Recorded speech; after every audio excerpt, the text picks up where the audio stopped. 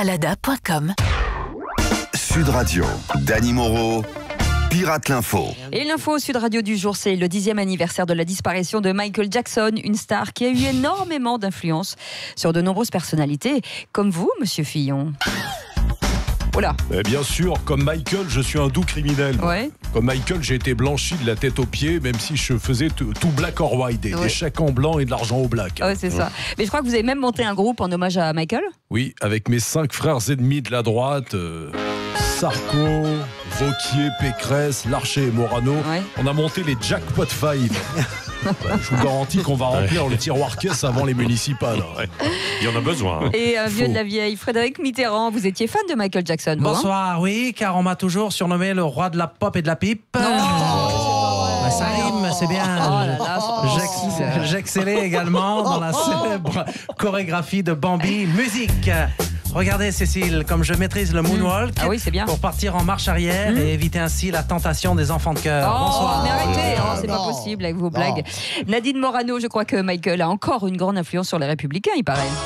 Tu l'as dit. Ne criez pas trop, Nadine. Pareil, avec la voix, tu l'as dit, Dirty Diana. Comme dans le clip de Thriller, depuis quelques jours, on voit ressurgir les morts vivants de la droite comme Jean-François Copé. Oui, c'est ça.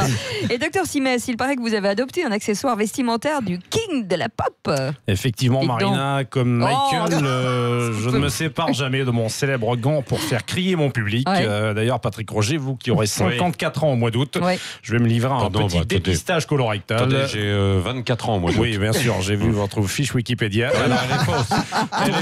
Tournez-vous et attention à l'effet Michael Jackson. Ça va crier. Geneviève de Fontenay, vous en revanche, vous n'étiez pas hyper fan de Michael. Moi, je suis pas contente. Il m'a tout piqué, Michel Jackson.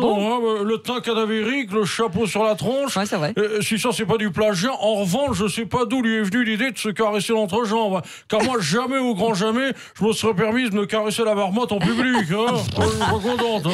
La marmotte. Avant les vacances, continuons notre série sur les jobs d'été avec aujourd'hui Toufik et Moon. Salut Michel Polnareff. C'est pas vrai. Qu'est-ce qu'il ce matin?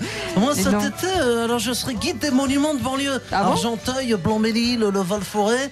Pour 10 caisses, tu montes sur le porte-bagages de mon centre SP et je te fais visiter la totale, les joyaux de l'architecture de la cité Cavadams. Ah bon, et quel genre de monuments on trouve dans votre banlieue?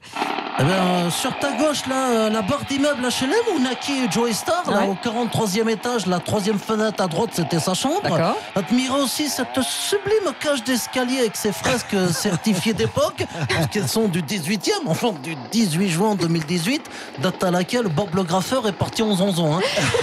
Vous êtes sûr que c'est une mobilette? Vous êtes sûr que c'est pas une tronçonneuse? C'est une mobilette, non, c'est les moyens du bord. Qu'est-ce que tu veux, c'est les bruitages de Sud Radio. Moi, je suis pour rien.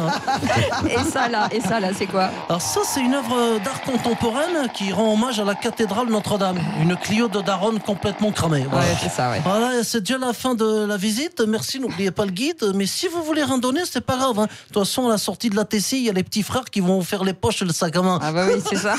Merci Toufik. Et on apprend que le gouvernement veut mettre en place les consignes sur les bouteilles en plastique et les canettes, bien sûr. Jean Lassalle, c'est une bonne chose pour vous? Oh, bah dire. Moi, je suis pour la consigne. D'ailleurs, au village, on appelle Jeannot le consigneur. Du coup, quand je me trouve dans un début de boisson, après chaque consommation, je fais un point d'honneur à systématiquement ramener mon verre au bar pour le consigner. Ah ouais, c'est pas con, c'est pas idiot. Seulement, à chaque fois, un type me le re-remplit. Alors, du coup, je le bois, et après, forcément, je le re-ramène au bar. Du coup, le gonze, qu'est-ce qu'il fait? Il me le re-remplit. Du coup, moi, je le re-ramène. Oui, bah c'est bon, on a compris. Et après, Oui. Et vous le buvez, on a compris, monsieur Lassalle. Faux, parce qu'à un moment, là, je suis aussi fait qu'un cabécou un soir de pleine lune. Ouais. Le verre me glisse des mains et je m'en fous partout sur les pâtes au gaz. Ah bah oui, c'est pourquoi on allait beaucoup plus loin, dans le consignage tout azimut. J'ai donc créé la consigne à mouton. Une fois tondu, tu le ramènes au troupeau. La consigne à bulles. Dès que tu fais les bulles de savon dans ton bain, tu la rapportes. Et j'ai même consigné ma femme. Dès qu'elle commence à râler, hop, je la ramène direct chez sa mère. D'accord. Et donc, pour vous, Jean Lassalle, la consigne, c'est l'avenir de notre planète? J'irai même plus loin. Noël en disant à Macron que Marlène Schiappa, c'est une ministre extraordinaire. Ah bon? Et que sa démarche est exemplaire. Puisque la consigne qu'elle s'applique à elle-même, c'est qu'elle passe son temps à la ramener surtout et n'importe quoi. Ah bah je me disais, une chute, merci Jean Lassalle. Et cette semaine, terminons avec un conseil. Instant fraîcheur. L'instant fraîcheur. Ça donne envie, hein. Patrick Sébastien, quel est votre bon plan fraîcheur? Salut ma Cécile, c'est chaud. Putain, c'est chaud. Dans les calbutes, dans les maillots, c'est chaud. Dans les studios de Sud Radio. Ah, c'est beau, c'est une belle chanson, ça va faire un carton cet été. Alors mon conseil pour rester frais toute la journée, tu vois, c'est d'utiliser le ventilateur Macron, le ventilateur qui brasse de l'air autant qu'un vrai président en marche, tu vois.